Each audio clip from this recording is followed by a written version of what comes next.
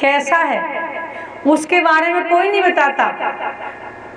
यहाँ पे जो वाणी से जो जानते हैं, अगर उनसे पूछेंगे तो वो तो बता देंगे, लेकिन जो वाणी से अवगत नहीं है वो क्या कहेंगे परमात्मा को? निराकार है। कहाँ रहता है? कण कण में है। परमात्मा निराकार कहेंगे, कण कण में कहेंगे। ना परमात्मा निराकार है और ना परमात्मा यहाँ पर कण कण में है। कण कण में होता तो फिर मरता ना कोई। अगर परमात्मा यहाँ कण कण कोई चीज फिर मिटती ही नहीं। वो परमात्मा कहाँ रहता है कण कण में, वहां के बारे में इस वाणी से पहचान कर सकते हैं। और इस वाणी के बारे में धर्म ग्रंथों में पहले से लिखा था। सुनियो दुनिया आखिरी, भाग बड़े हैं तुम, जो कबू किन कानों ना सुनी, सो करो दीदार खसम। जिस परमात्मा के बारे में आज तक हमने सुना भी नहीं था, आज इस ब्रह्मवाणी के माध्यम से परमात्मा का हम यहीं बैठे दर्शन कर सकते हैं। तभी कहा है कि सुनियो दुनिया आखिरी। आखिर में क्यों कहा था? पहले क्यों नहीं कहा था? क्योंकि परमात्मा ने आना ही 28वें कलयुग के अंत में है। हर कोई कह रहा है परमात्मा के बारे में, लेकिन जान नहीं पा रहे। तो कबीर जी ने कहा कि जब ग्रहण पड़े 3412 तब कलयुग का होए निर्वारा। कलयुग की आयु 4,32,000 वर्ष बताई गई है, लेकिन इसकी आयु छीन क्यों हो गई? कहते कि एक ग्रहण जब लगता है तो एक बार में 125 वर्ष आयु कम हो जाती है, और कभी कभी तो चंद्र और सूर्य दोनों ही 15 दिन के अंतराल में लग जाती हैं, तो 250 वर्ष आयु। तो कह रहे कि जब 3412 जब ग्रहण लग गए तो कलयुग की आयु समाप्त हो गई थी। इसीलिए कहा है कि वो कलयुग के अंत में आएंगे। तो इस भजन के माध्यम से हम जानेंगे और बाकी जो चर्चा आगे होगी। कोई आस को सुआयो, कोई आस को सुआयो, समय आए आखिरी, किनकी विलम न कीजियो, किनकी विलम न कीजियो, समय आए आखिरी, कोई आस को सुआयो, कोई आस को सुआयो, समय आए आखिरी।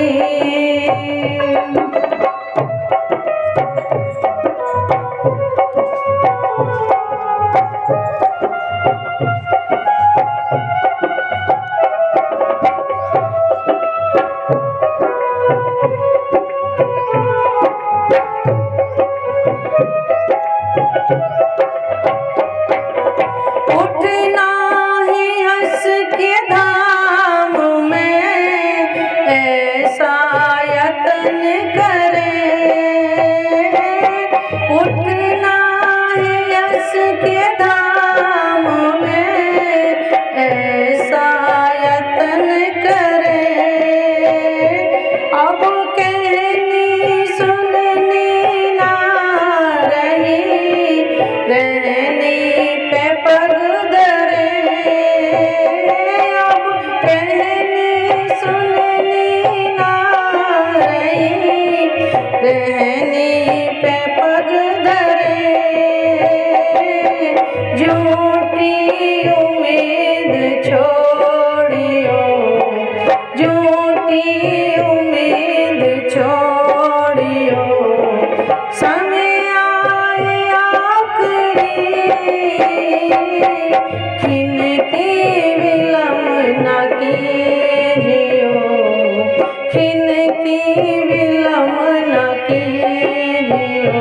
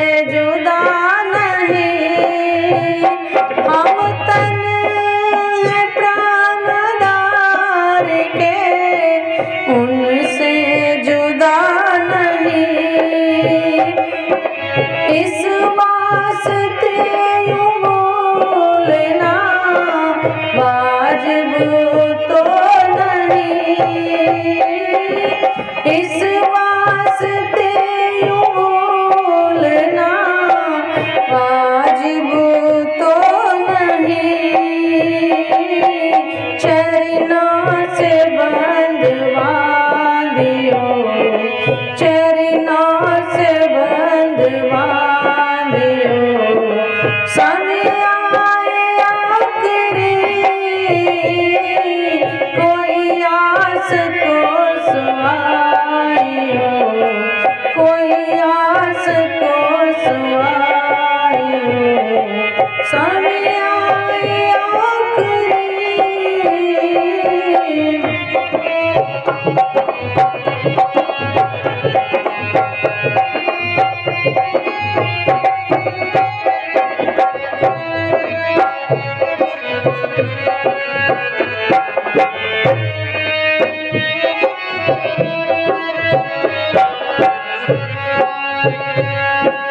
विरहा जगे जो दाम का तो बात कुछ बने,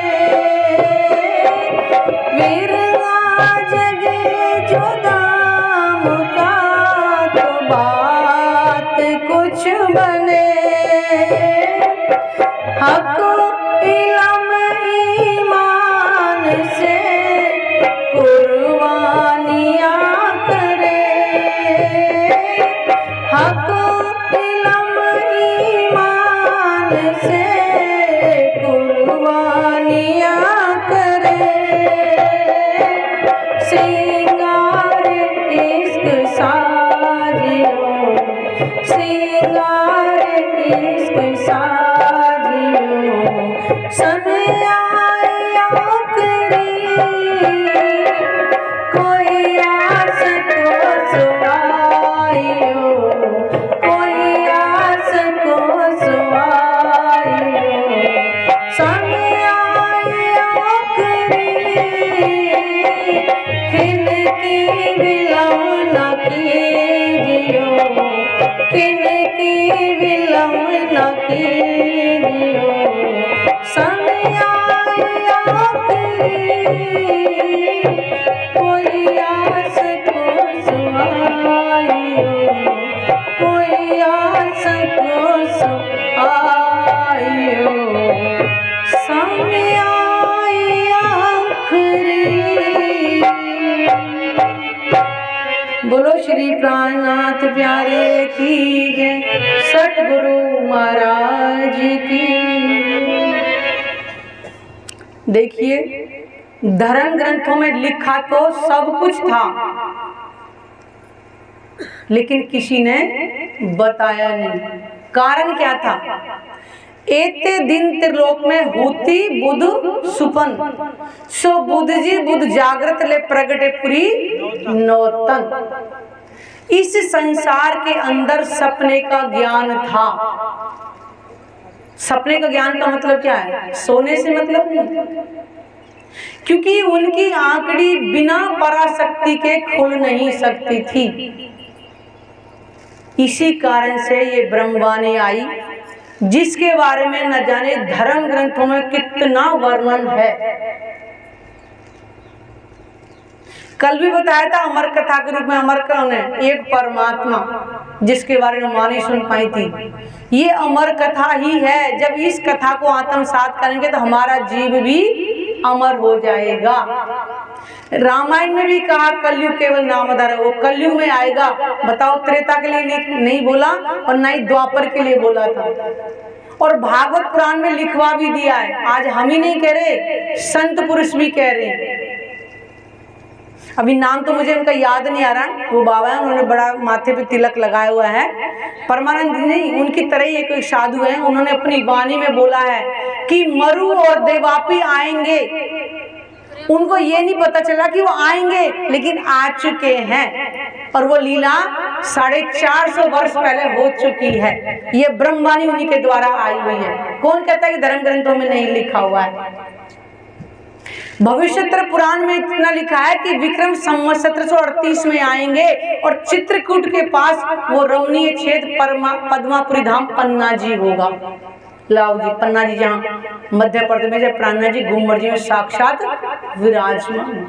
सुंदरी तंत्र के अंदर लिखा है, पद्मावती के शर्ते मध्य पृष्ठ विराजिता इंदिरा नाम सहदेवी भविष्यंती कलो युग में।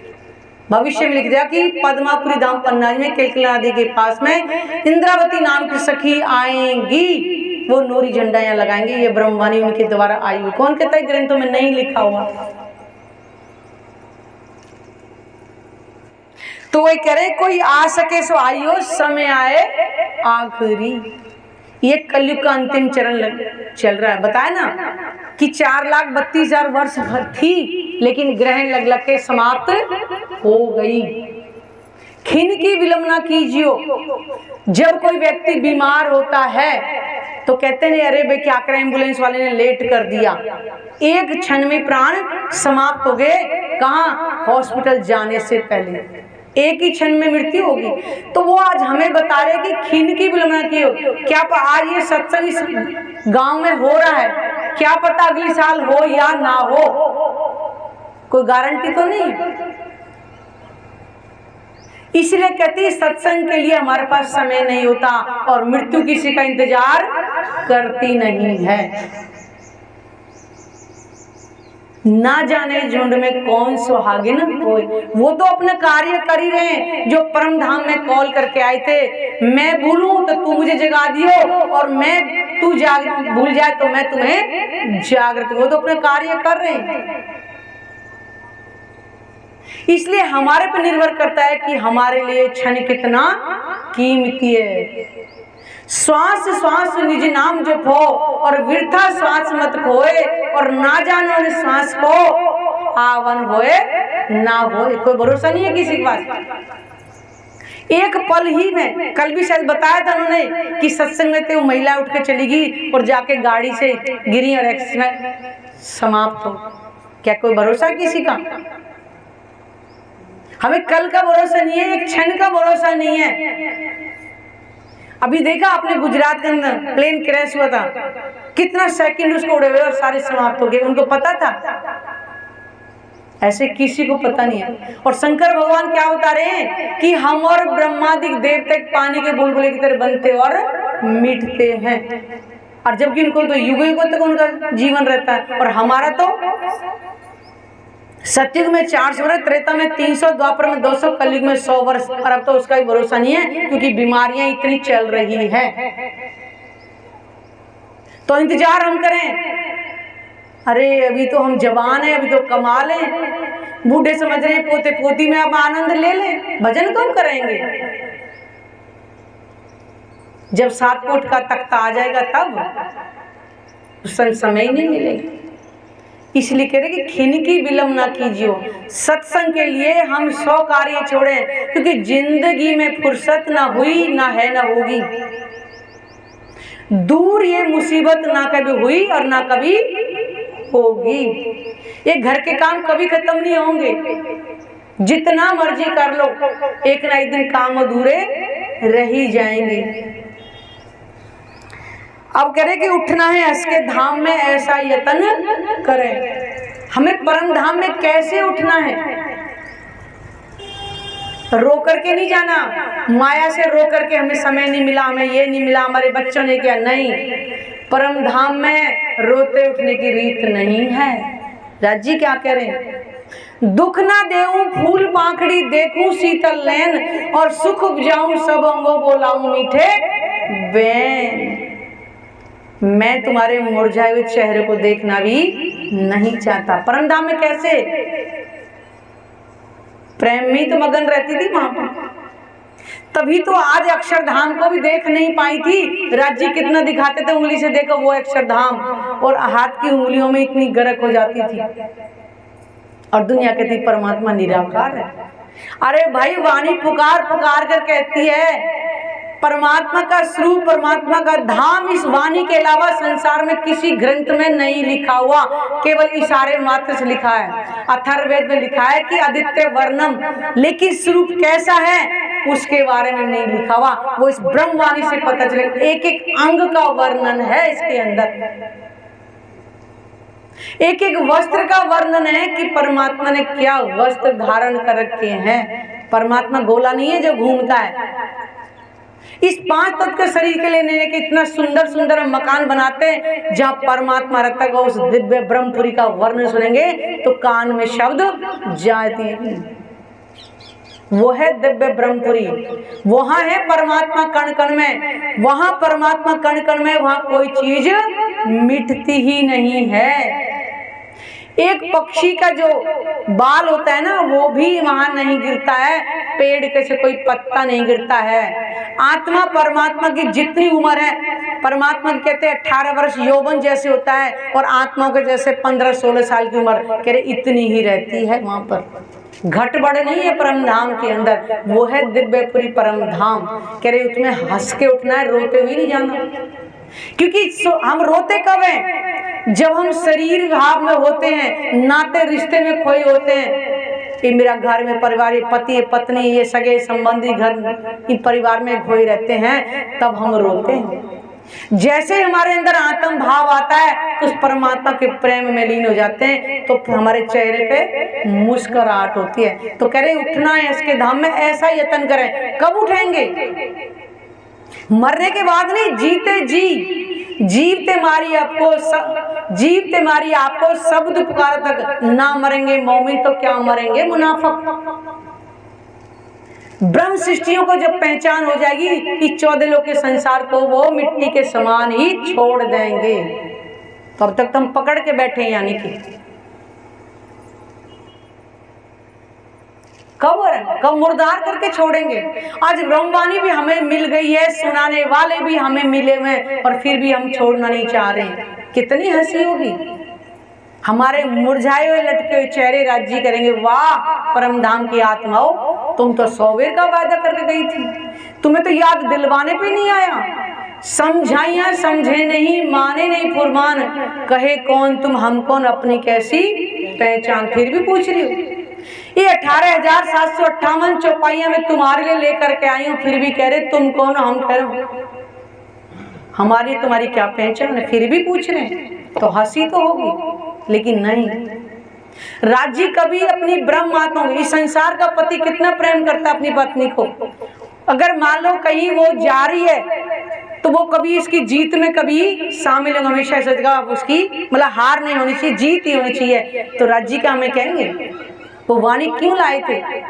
ये जब तक वाणी नहीं आई थी, हमें पहचान नहीं थी कि हम ब्रह्मात्मा हैं, हमारा घर परम धाम है, हमारी आत्मा के प्राणेश्वर अक्षाती पूर्ण ब्रह्म परमात्मा हमें कभी नहीं पता थी।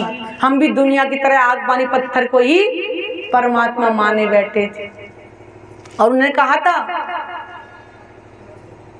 वहां जाओगी आग पानी पत्थर की पूजा ही करोगी, जैसे दुनिया करेगी तुम भी उन्हीं के साथ में, लेकिन मैं तुम्हारे बीच में आऊंगा और मैं तुम्हें बताऊंगा। तो आज क्या ब्रह्मांड लेकर कौन? प्राणनाथ जी स्वयं आए ना, कोई व्यक्ति नहीं है प्राणनाथ जी, हमारी आत्मा के प्रीतम ही प्राणनाथ जी हैं। और वो दुनिया क्या ही है, एको ब्रह्म द्वितीय नास्ति, तो परमात्मा केवल एक ही है।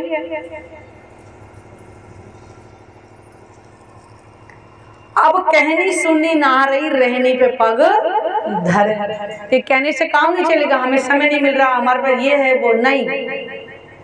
अब ये कहनी सुननी गई, रात में आया रहनी का वक्त, वो परम धाम की रहनी करने की। जैसे हम ब्रिज में एक शब्द सुना था और दौड़ लेती थी जमुना तट पे, बांसुरी सुनी और सारे घर के कार्य छोड़ के, उस टाइम बच्चे नहीं थे,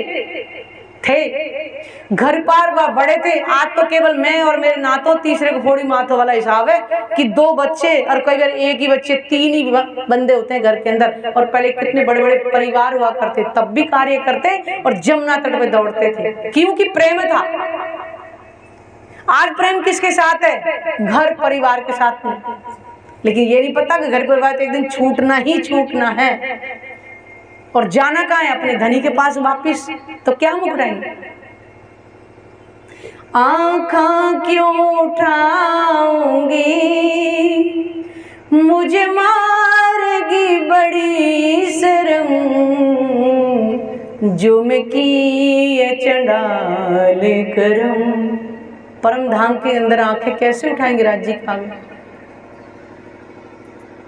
वो तो कह रहे हैं रह न सकूं मैं रूहों बिना, रह न सकूं मैं रूहों बिना, रूहें रह न सके मुझ बिन,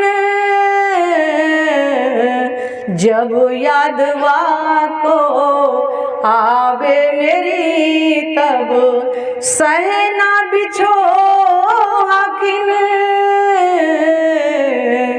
आशिक मेरा नाम रुएला, आशिक मेरा नाम। वो क्या कह रहे हैं, मैं अपनी आत्माओं के बिना नहीं रह सकता और मेरी आत्मा भी मेरे बिना नहीं रह सकती। कब? जब उनको पहचान हो जाएगी। तो इसका मतलब या पहचान हुई नहीं है, या पहचान हो गई तो जानबूझ कर अनजान बन रहे हैं। सुंदर सा जी बड़ी हंसी होगी, जैसे कोई पत्नी पति से लड़कर चली जाती है और वापिस जब आती है तो मुंह लटका के आती है शर्म की मारी, घर तो वही आना है। ऐसा ही हमारा हाल ना हो, इसलिए करिए झूठी उम्मीद छोड़ियो, झूठी उम्मीद छोड़ियो, समय आए आखिरी। हमारा ये तन समझो अब आखिरी है, क्योंकि ब्रह्मवाणी का ज्ञान हमको मिल गया है। आज नहीं तो कल समर्पित तो चरण के चरणों में होना ही पड़ेगा। अगले जन्म का इंतजार ना कर, हो सकता है कहीं जन्म हो गया कहीं बाहर विदेशों में तो ब्रह्मवाणी मिलने वाली नहीं है, और हर जन्म में यही करना पड़ेगा। फिर से जन्म होगा, फिर से बच्चे होंगे, फिर से पढ़ेंगे लिखेंगे, जवान होंगे, शादी करेंगे और फिर बुढ़ापा आना ही आना। कोई अनोखा काम नहीं करते किसी जन्म में, लेकिन अनोखा काम क्या होगा, ब्रह्मवाणी हमें इस जन्म में मिल गई है। हम तन है प्राणाधार के, उनसे जुदा नहीं। इस ब्रह्मवाणी से आज हमें पता चली कि हमारे असल तन आज भी राज्य के चरणों में ही है, और वहीं से हम इस खेल को देख रहे हैं। आत्मा परमात्मा कोई अलग नहीं है, और हमारा लेवल क्या है ये कभी पहचाना? एकांत में बैठ, हम उस परमात्मा का अंग हैं जिसका इस दुनिया में कोई नाम नहीं जान पा रहे कि परमात्मा कैसा है। सोचे, उनसे जुदा नहीं। इस वास्ते यूं भूलना वाजिब है। करे अगर हम भूल जा रहे हैं तो बहुत बड़ी भूल होगी। वो हमारे कारण संसार में माया का तन धारण करके आए। क्या जरूरत थी नासूद के संसार में आने की? वो हमारे वास्ते आए हैं, क्योंकि मेले में जब पत्नी जाती है तो पति साथ में जाता है ना उसको घुमाने के लिए। ऐसा ही हमारे राज्य हमारे साथ इस मिटने वाले संसार में आवे शक्ति से महराज ठाकुर जी के तन में आए हुए हैं। पांचों शक्तियां लेके प्राणनाथ जी, और उन्होंने सारे धर्म ग्रंथों से आकर के भेद एक एक खोल दिए। कोई भी ऐसा मजहब नहीं जिसमें पहचान ना लिखी हो, चाहे हिंदू ग्रंथ हो, मुस्लिम हो, सिख हो या ईसाई हो, सबके अंदर लिखा हुआ है।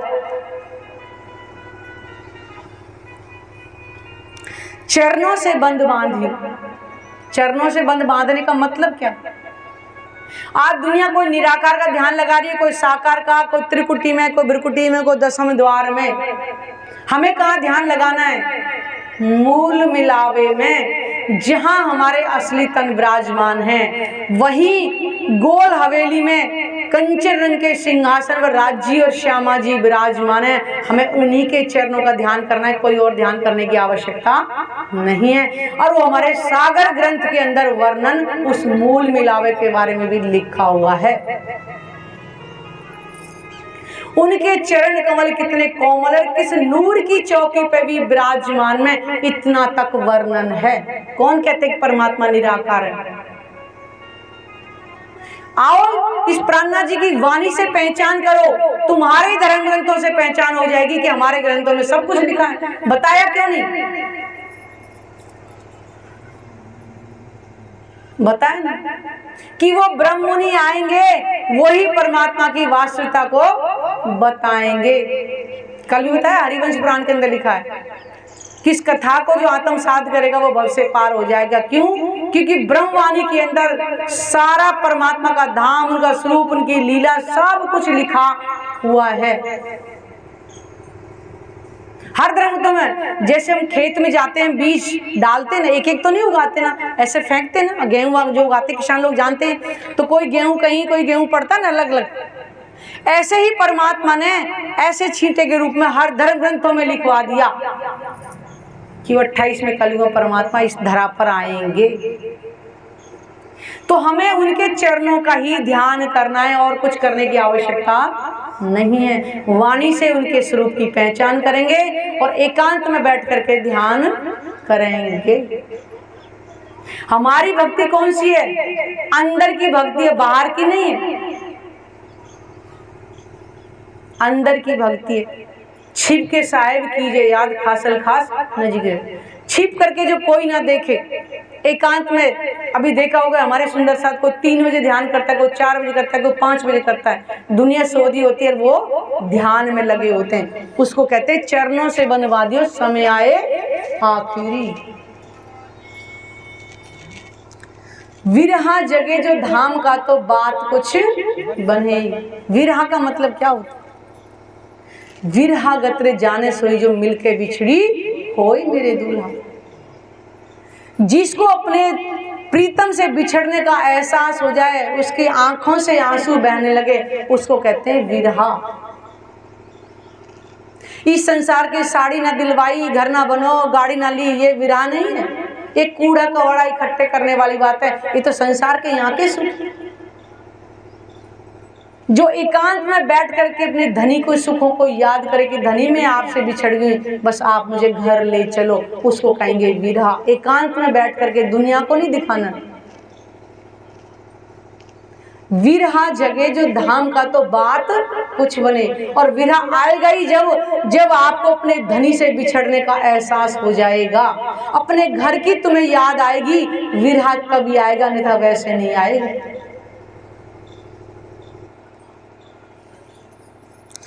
हक इलम ईमान से कुर्बानियां करें। हक मतलब परमात्मा, इलम मतलब ये वाणी, इससे कुर्बानियां करें। मतलब है कुर्बानियां करना, कोई अपने आप को कुर्बानी करेंगे। कहने का मतलब है वो 24 घंटे में से समय निकाल के अपने धनी को याद करेंगी ही करेंगी। वह है कुर्बानियां। परमात्मा धन की कुर्बानी नहीं मांगता। अच्छे अच्छे भोजन, 56 भोजन बना के लगाओ, उसको कुर्बानियां नहीं। एकांत में बैठ के इनको याद करना ही कुर्बानियां हैं। और जो हम नहीं कर पा रहे हैं, 10 मजबूरियां गिनाते हैं। नौकरी वाला कहेगा मेरे पास नौकरी से समय नहीं है, किसान बोलेंगे मेरे पास खेत में समय नहीं है, बिजनेस वाले बोलेंगे मेरी दुकान से फुर्सत नहीं मिलती। मिलेगी कब फिर? जब हम चाहेंगे, जहां चाहा वही रहा। अगर हम चाहें जहां खेत में से एक बार निकलना चाहें, तो 2 लोग पीछे निकलते, वही रास्ता बनना शुरू हो जाता है। ये हमारे पर निर्भर करता है।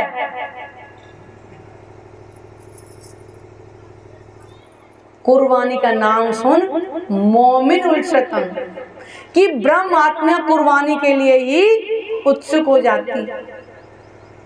ऐसा नहीं है कर नहीं रहे, करते हैं। लेकिन परमहंसों ने जो यहाँ सुख लिए, वो भी हमें लेने हैं। यहाँ पर हम भी तो परम धाम से खेल देखने आए। देखो प्राणनाथ जी के साथ में बीतक में हम जब सुनते हैं, सुंदर साथ ने कैसे घर बार छोड़े थे, परम धाम के साक्षात सुख गुम्मट जी में लिए थे। पन्ना धाम में 11 वर्ष की लीला आप सुनते हैं कैसे? तुम सुरता राको धाम में राज पौड़न की ठौर, आंख बंद करे और परम धाम के दर्शन होते थे। क्यों होते थे? कि उन्होंने माया को छोड़ दिया था और हम वो माया को पकड़े बैठे हैं। जब एक दिन छूटना ही है तो क्यों ना रहते रहते दिल से छोड़ दे। घर छोड़ना नहीं है, वो लीला हो चुकी है घर छोड़ने वाली। घर नहीं छोड़ना अब हमें घर में ही रहना है, लेकिन धनी को अपने दिल में बसाना है। तो धीरे धीरे करके संसार वैसे ही निकल जाएगा। आपको घर छोड़ने की आवश्यकता नहीं है। राजी नहीं कहते घर बार छोड़ के सब बाबा बन जाओ, नहीं। जल में नहाइए, कोरे रहिए। इस मोह सागर यानी घर में ही रहना है और घर में रह के अपने धनी को याद करना है। कहीं जप नहीं तप नहीं, कहीं धूनी रमा के बाबा नहीं बनना है, चार अंगारे लगा के उनके बीच में बैठ जाओ नहीं, वो तो शरीर को कष्ट देने वाली बात हो जाती है। और परमात्मा को कब याद करेंगे? जब हमारे अंदर शांति होगी तभी याद कर सकते हैं। घर के कार्य हैं, घर के कार्य पूरे करें, मन को एकाग्र करके तब धनी के ध्यान में बैठे। वो नहीं करे कार्य छोड़ करके 24 घंटे मेरे में लग जाओ, नहीं।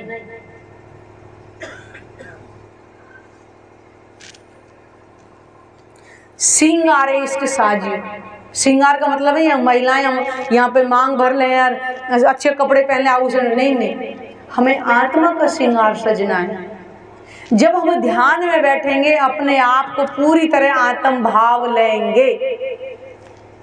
जब हमारे में ध्यान करते हैं तो महिलाएं तो खैर आत्म भाव में होती हैं, लेकिन पुरुषों को भी हमें हमारे उसमें ध्यान कैसे करते हैं? अपने आप को गोपी भाव लेकर के। ये नहीं कि मैंने ऊपर स्वापी का मुरासा बांध रखा है, मूछे हैं, ऐसे। आत्म भाव का मतलब अपने आप को अंगना भाव लेकर के, उसको श्रृंगार कहते हैं। आत्म भाव का श्रृंगार सज करके। वरना आता नहीं कि पाट घाट पे झीलना करते हैं हम लोग जमुना जी में, और फिर छोटे देवरी में श्रृंगार करके तब हम रंग महल की तरफ मूल गुलाबे में जाते हैं। जितना भी ये सब आत्म भाव का ही है। हम शरीर से थोड़ी परम धाम में जाते हैं या उस जमुना जी में, वो प्रेम रूपी जमुना जी में हम झीलना करते हैं। उसको कहते हैं श्रृंगारे इसके साझी। आत्मा का भाव लेकर के अपने धनी से मिलन के जाएं और उनके चरणों में हम प्रणाम करें। और कितना आसान है, लेकिन फिर भी नहीं हो पा रहा।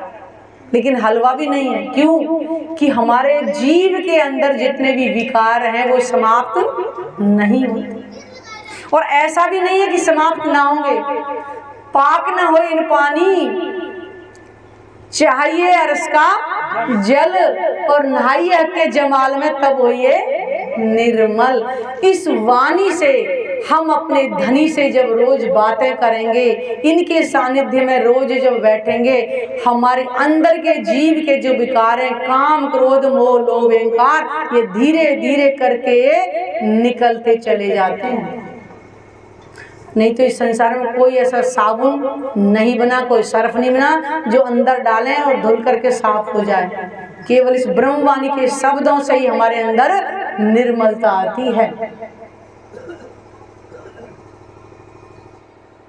इसलिए इस ब्रह्मवाणी को सर्वोपरि, इसलिए कहा जागृत बुद्धि का ज्ञान, निज बुद्धि का ज्ञान इस संसार में आएगा, तब उस परमात्मा की हम पहचान कर पाएंगे। तब सार्थक होगा कलयुग केवल नाम आधारा, और सुमर सुमनर उतरेगा ही पारा। अन्य मुंह से कहने से कुछ नहीं होगा, रटते रहो। कोई सुंदरकांड का पाठ, कोई बालकांड का पाठ, पता नहीं कितने कितने पाठ हो रहे हैं आजकल। उनसे जा करके पूछो भैया कहाँ है वो नाम जो कलयुग में आएगा, जिसको सुमर सुमर, पूछो जा करके। और हम तो कहते कि पूछना चाहिए, गूंगों की तरह बैठ के सुनना और चले जाना, ये बात नहीं है। पूछो, जिज्ञासा अगर अंदर है तो जानो। जानोगे तभी तो पहचानोगे। इसलिए कभी किसी कहने पे ना चले, अपनी आंखों से देखें, पहचानें कि सत्य है या नहीं है। आज संसार क्या कर रहा है? देखा दी, जैसे एक चींटी के पीछे दूसरी चींटी चली जा रही है, चली जा रही है, ऐसी तो चली जा रही है। मिल क्या रहा है? किसी ने सोचा है? आज जाने साईं बाबा, मैं सत्य कह रही हूँ, किसी को बुरा लगे तो कोई बात नहीं है। साईं बाबा क्या कह रहे हैं? सबका मालिक। वो क्या कह रहे हैं? एक ही तो दिखा रहे हो, और उस एक को छोड़ करके साईं बाबा के पीछे लगे जा रहे हैं। बताइए, वो कह रहे हैं सबका मालिक एक। और उधर नानक जी भी कह रहे हैं नानक एको सुमरिए जन्म मरण दुख जाए, और दूजा काय सुमरिए जो जन्मे थे मर जाए। वो भी कह रहे बताइए फिर हम कर क्या रहे हैं? जो वो कह रहे हैं उस पे हम नहीं चल रहे हैं, तो इसका मतलब हमारे अंदर कमी है ना। हम देखा देखी चल रहे हैं, हम खुद नहीं देख के चल रहे हैं, अटकल से चल रहे हैं नहीं। अगर देखा देखी चलेंगे तो एक दिन गड्ढे में गिरेंगे। इसलिए खुद देखें कि रास्ता कैसा है, ये रास्ता हमारे लिए है या नहीं है। इसलिए प्राणनाथ जी की पहचान करें, बड़े भाग्य मनुष्य तन पावा। कलयुग में मनुष्य तन मिलना बहुत ही बड़ी बात है, और वो आज हमें मिला हुआ है। अगर मनुष्य तन रहते रहते अगर इस ब्रह्मवाणी से हम पहचान कर लेंगे तो हम आवागमन से मुक्त हो जाएंगे। 84 लाख योनियां गीता के अंदर लिखी हुई हैं। अभी गीता के अंदर है, दूसरे मंच पे उसका भी भेद बताएंगे। उन 84 लाख योनियों से मुक्त हो जाएंगे हम। कोई चाहता है कि मनुष्य तन के अलावा कोई और बनना? बताओ जरा, कोई चाहता है? हाथ खड़े करो। कौन चाहता है कि मनुष्य तन के बाद दोबारा कोई भी योनि मिले? सब मनुष्य तन ही चाहेंगे, लेकिन मनुष्य तन चाहने के बाद में भी फिर भी यही करना है। और कलयुग में दोबारा मनुष्य तन मिलना मुश्किल है। आज आप गाँव में हो और 20 साल पीछे जाओ तो यहाँ पे सुबह सुबह कौओं की काएं होती थी नहीं था? होती थी ना, हमने भी देखा है बचपन में, गाँव में रहे। लेकिन गाँव में वो कौवा ही नहीं। क्यों? कि अधिकतर मानव तन मिलाया है जीव जंतुओं को भी। कोई ये ना कहे कि हमें मानव तन मिला ली तो पहचान कैसे करते। एक बार चांस सबको मिलेगा कलयुग के अंदर। ये 450 वर्ष से वाणी आई हुई संसार के अंदर आई हुई है। कितने लोगों ने इस ब्रह्मवाणी के शब्दों को सुना होगा, लेकिन जिन्होंने आत्म साध किया वो लाभ केवल उन्हीं को होगा। गुड़ गुड़ गुड़ गुड़ कहते कहते मुंह मीठा नहीं होगा, खाएंगे तो मिठास पता चलेगी। इस ब्रह्मवाणी का मंथन करेंगे, उस मंथन करने में चौपाई हमें क्या कह रही है, जब उस पर हम चलेंगे तब उसका लाभ होगा। इसलिए मनुष्य तन रहते रहते हम अपने मनुष्य जीवन को हम सार्थक बनाएं और उस 84 लाख जो योनियां उनसे हम मुक्ति पाएं। बोलो श्री प्राणनाथ प्यारे की जय, सतगुरु महाराज की जय।